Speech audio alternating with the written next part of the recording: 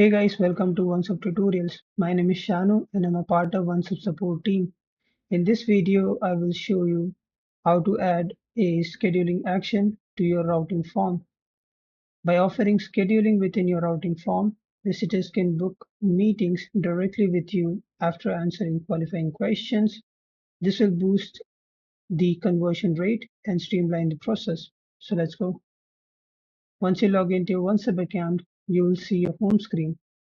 From here, you need to click on Routing Forms from the left panel.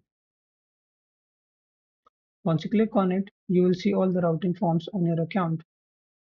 Now click on the routing form on which you want to offer the scheduling. For example, I want to offer scheduling after asking the phone number. So I can hover over the Schedule via Booking Calendar tile on the right side, click and drag between the interaction where you want visitors to book meeting with you. Now you can further edit this interaction by entering the internal label.